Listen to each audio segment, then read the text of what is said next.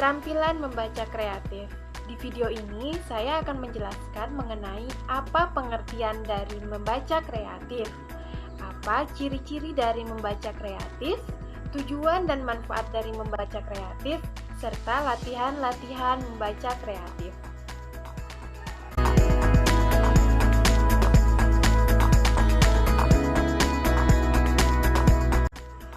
Satu, pengertian membaca kreatif. Membaca kreatif yaitu membaca untuk mendapatkan nilai tambahan dari pengetahuan yang terdapat dalam bacaan dengan cara mengidentifikasikan ide-ide yang menonjol atau mengombinasikan pengetahuan yang sebelumnya pernah diciptakan.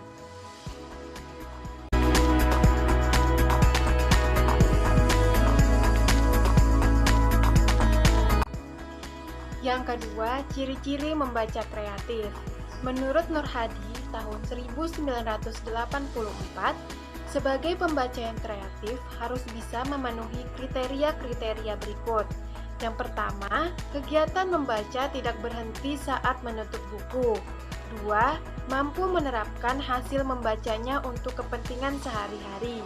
Tiga, adanya perubahan sikap dan tingkah laku setelah proses membaca selesai.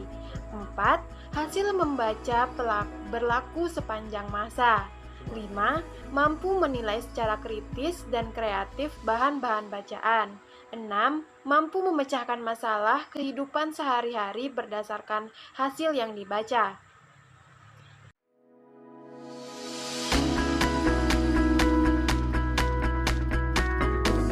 Materi yang ketiga yaitu latihan-latihan membaca kreatif.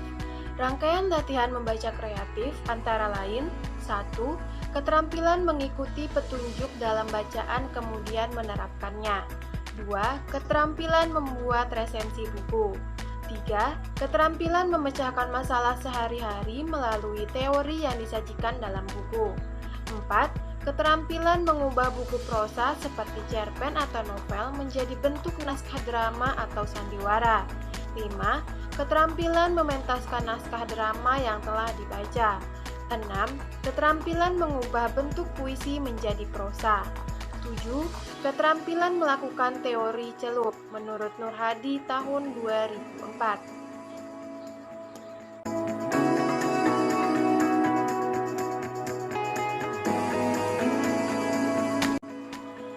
Selanjutnya adalah tujuan membaca kreatif. Menurut Tarigan 1994, membaca kreatif bertujuan sebagai berikut. 1. Dramatisasi. 2. Interpretasi lisan atau musik. 3. Narasi pribadi. 4. Ekspresi tulis. 5. Ekspresi visual. Dan yang keenam, aneka tujuan.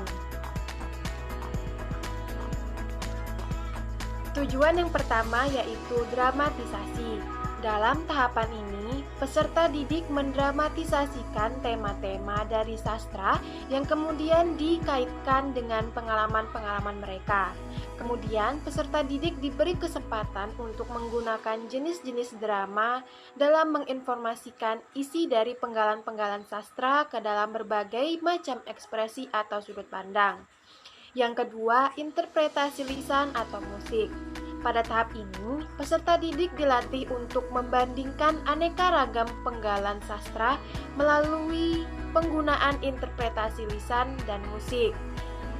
Yang ketiga, narasi pribadi.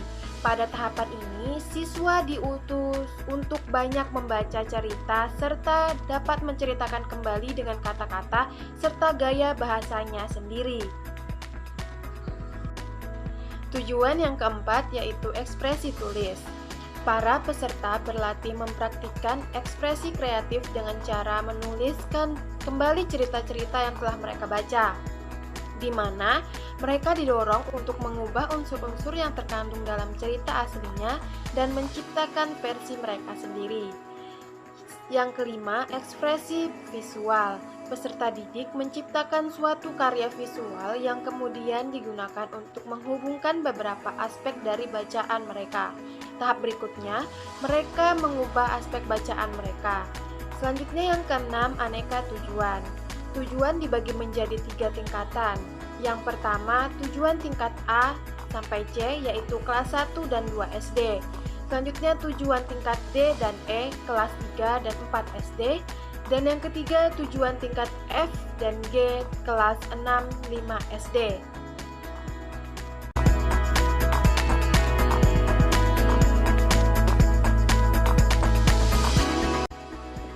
Materi selanjutnya yaitu manfaat membaca kreatif. Manfaat dari membaca pemahaman secara kreatif adalah sebagai berikut. 1. Dari membaca kita dapat menerapkan berbagai pengetahuan baru yang telah kita peroleh untuk mengembangkan karir. 2. Meningkatkan kemampuan di dalam berbagai bidang sesuai kemampuan masing-masing. 3. Dapat mempraktik menulis sesuai dengan prosedur yang terdapat dalam buku.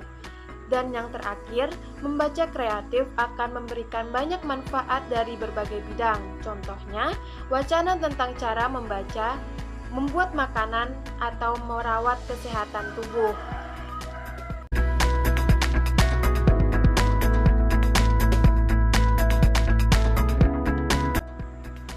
Kesimpulan.